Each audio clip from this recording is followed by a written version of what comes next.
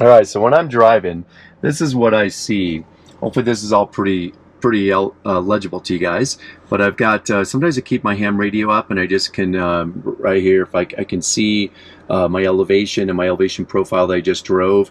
I can also see my channels up here that I'm listening to, and I can adjust my volume really easy to listen to those channels right now. I don't have it in scan, just have it on a weather band. And then I can see a few different fields for my engine monitor, which is really nice.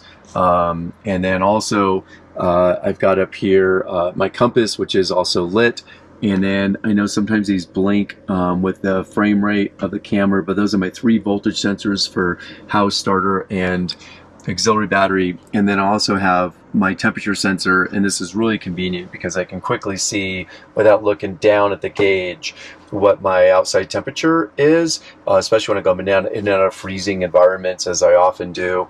And also sometimes the gauge doesn't have up my temperature because I'm on cruise control or something like that. And then I can also see here with the Victron app, I can see my battery percentage, what my voltage of that is, the current that's going into it, and temperature of the batteries and things like that, which is really great. And then also, of course, I can have my Apple CarPlay up. I right now have it in Google Maps. I can put in a podcast and pull up a podcast and just hit play and stuff from here, which is really nice. And then I can also have my GPS up here on the Garmin Overlander, and so I can really zoom in on a location here real easy, or zoom way out, which is much easier than through Google Maps, which is terrible at zooming in and out. It always wants to have you way zoomed in, which is terrible when you're on long distance drives. So that's a way I can really kind of see everything going on real easy between these things. And then also, as I've shown before, I have my auxiliary fuel gauge down here for my auxiliary fuel tank, and so I have my switch over on this side. I can just simply turn this on to power on or off, and then this to transfer fuel from one tank to the other. But just simply by turning it on, I can see what my level is on that. And then by turning it off, of course, it just leaves it off, and I don't have to worry about accidentally hitting the transfer switch and have it be transferring while I'm driving. Hey guys, Casey here. Just want to give you a little more updates on my dash and what I like to do and why. So let me start with the maps. You can see here I have 2 maps up. I have my map up on this one screen, which is taking me to a near destination. I'm going to a place that's known for really excellent huckleberry shakes along my route. So huckleberry shakes, who can't turn down a really good huckleberry shake after a good ride in the morning? So hey, you know, I'm going to grab one of those. The other one's taking me to my final destination for the day. And so that's partly how I manage, you know, it's just an easy way to see kind of what's going on and my total distance and time and everything else, and some of the things along the way I can adjust to. Then I also have my Victron battery monitor up, so I can see and monitor how much power I've got coming into my battery system, my battery percentages, just to verify and check that everything's charging right and everything else. I do have also up here my voltmeters. I know they're generally hard to read because they fluctuate with the camera, but maybe they not, so I can monitor all my different voltmeters and make sure everything's good. I also have up here a outside temperature sensor, and that's really nice because in my dash I'm monitoring my tire pressure sensors, and just to make sure all that's those are good. And so, but while those are up, I can't see my outside tire pressure, I mean my outside temperature. So yeah, so that helps me to, you know, just kind of know what the outside temperature is and my tire pressure, and I can look at, you know, fuel and all the other stuff. Also, over here on my ham radio, I have up right now just an elevation sensor. So it's telling me current elevation of 3,133 feet and just what my overall profile of elevation has been. While I scan some different ham radio stations, I have the volume turned down, but I can at least see if one locks in.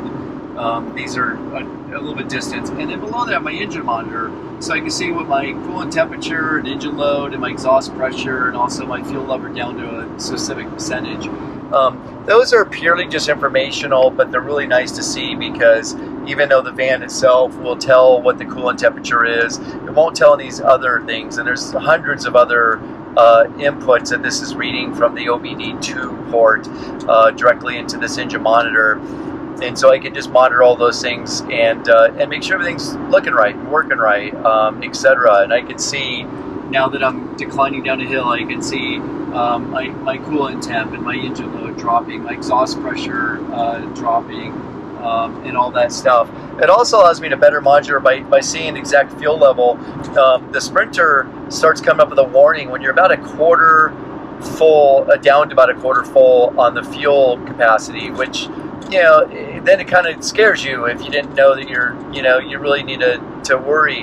And so now I can see that the actual fuel level is, oh, it's down to 17%. Okay, I know exactly where it's at. Oh, there's another town coming up in 10 miles. All right, I'll be fine to get there. I don't need to worry about it right now. So anyways, those are things that I do, and that helps me really keep focus on different things, keep it easy to see what's going on. Also, through my phone, via Apple CarPlay to the car stereo, I also have a podcast or a book on tape playing, which, so I can control that through that while still having the GPS up on the Overlander, or iOverlander from Garmin, which obviously this can be multiple different devices. But that's really nice, because then I can also pull that off its mount, which just pulls right off. I'm sure y'all know this, but it just pulls right off simply and easily from its magnetic mount. Unfortunately, it does a really stupid thing, and it shuts off after you pull it off the mount. You got to retouch it. But nonetheless, I can pull it off, and I can go sit in the back or take it out, sit outside somewhere, and look at the map and kind of zoom in and out and kind of plan out where my route's going to be and my next destination and stuff like that. So those are some of the ways I manage things while driving, and so I can really kind of keep a status on everything and not have to anyways, just make it really easy to plan out and route to my next destination. So, hope you enjoyed this, and look forward to sharing more with you soon. Get out there, camp, get on the road, travel, and go find yourself one of those Huckleberry Shakes or some other great local food item that you may not be able to get locally in your own town, but you can get while you're out on the road. All right, enjoy. Cheers.